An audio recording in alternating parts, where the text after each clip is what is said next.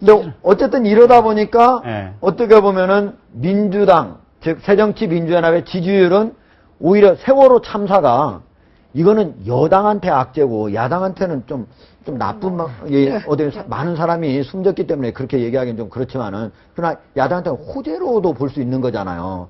근데 지금 한번 지금 화면을 보시면 아시겠지만은 여당은 계속적으로 비슷하게 지지율을 유지해 가고 있습니다. 그런데 야당은 오히려 조금씩 떨어지고 있습니다. 저거는 지금 8월 2주, 3주, 4주 그리고 9월 1주에서 그렇지 4월 거부터 보면은 새누리당 같은 경우에는 4월 그때 당시에 세월호 참사가 난 직후에 39%에서 지금은 44%까지 오히려 5%가 올랐고 새정치민주연합 같은 경우에는 24%에서 쭉 올라가서 33%까지 올라가다가 31%네요. 그러다가 오히려 22%까지 오히려 떨어졌어요. 그러니까 새정치민주연합은 오히려 자기의 좋은 기회를 잃어버렸다. 왜 이런 일이 벌어졌다고 생각하세요? 글쎄요, 지금 뭐 모든 방송에서 뭐 저도 그렇고 야당 비판만 하니까 저도 참 또 하기도 더 못하기도 미안한데요. 사실 이렇게 되는 건 결코 정치적에서 바람직스럽지 않죠. 여야가 서로 비슷한 그런 세력을 가지고 있고 언제든지 여야 정권 교체가 가능하다 이럴 때 서로 긴장하는 뭐 그런 정치가 되는데 한쪽 너무 지리멸렬해버리면 사실은 여당도 좋을 거 없는 거죠. 그렇죠. 지금 야당도 지리멸렬하니까 여당 뭐가 협의가 되질 않잖아요, 얘기가. 야당 내부 사정 때문에. 빨리 지금 이제 그 뭔가 추스려야 될 문제인데 왜 그러냐 하는 게 참 중요한 것 같습니다.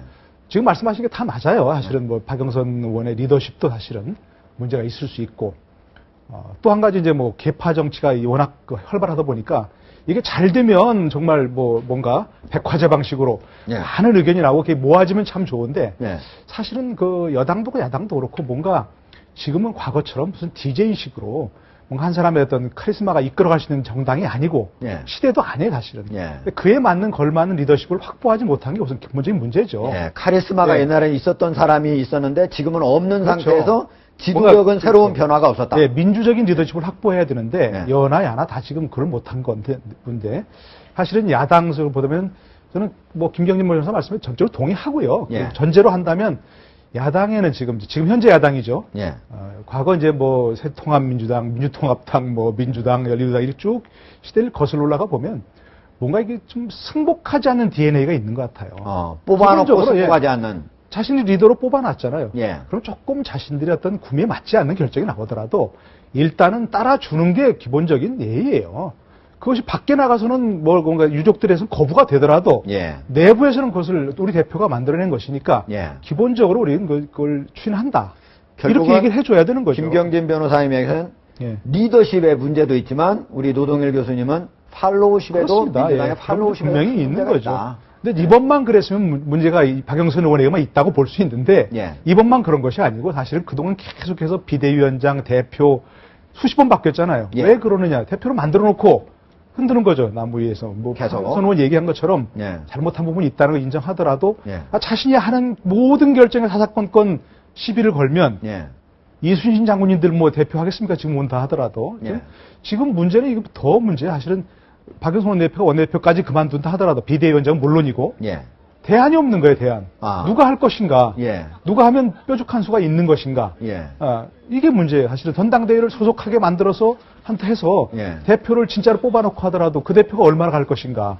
이게 사실은 문제인 거예요. 이게 사건건 문제가 무시. 그러니까 결국 많은 사람들이 어떤 뭐 투쟁의 어떤 역사를 가진 그런 의원들이다 보니까 꼭 자기가 독불장군이고 자기 하는 것이 옳고 자기만 생각하는 것이 진리고 라다 보니까 승복의 DNA가 없는 거죠. 그 부분도 중요히 본질 따져야 될 문제예요. 저는 이제 이게 또 장기적으로 봤을 때 모든 정당은 결국은 정권을 잡는다는 것이 최고의 그리고 최종적인 목적일 겁니다. 그렇죠. 그래서 뭐 심지어 뭐 이 내부에서도 뭐 민진모 해서 민주당의 정권을 잡는 모임도 있지 않습니까? 민주당 집권 모임.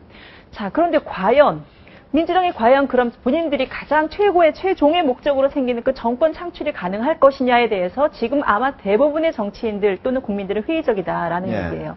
즉 안철수라는 어찌 보면 굉장히 어떤 21세기형 리더, 소위 말하는 소통과 공감의 또 다른 능력을 가진 21세기형 리더라고 해서 그분을 모셨지요. 근데 어떻게 됐습니까? 불과 몇 개월 만에 참담한 상황을 만들었어요. 근데 제가 봤을 때 안철수라는 그 분의 이 정치적인 것 외에 모든 것은 변한 게 아무것도 없습니다. 원래 그 사람의 스타일은 그랬었고 예. 그리고 지금도 별로 다르지 않아요. 근데 거기에 대한 어떤 정치적인 영향력의 신기루가 더 씌워지고 예. 그리고 그 신기루를 더 씌운 것도 정치인이었었다면 물론 이제 국민들의 그런 어떤 호감도가 물론 있었으니까 됐겠지만 예. 하지만 지금 현재 그분이 두 번의 선거 참패에 대한 책임을 지고 사실상 본인은 완전히 지금 정치인으로서의 미미한 존재를 만들었어요. 예. 근데 그게 국민이 한 건가요? 아닙니다. 민주당에서 그 정치인 김한길과 그 안철수라는 그 두 명의 공동 대표에 대해서 사실은 박영선이라는 이분은 혼자서 지금 집중 포화를 맞았던 소위 원톱 관계이니까 이게 더 극명하게 드러났을 뿐이지 예전에 김한길 또 안철수 두 분도 마찬가지 상황이었어요.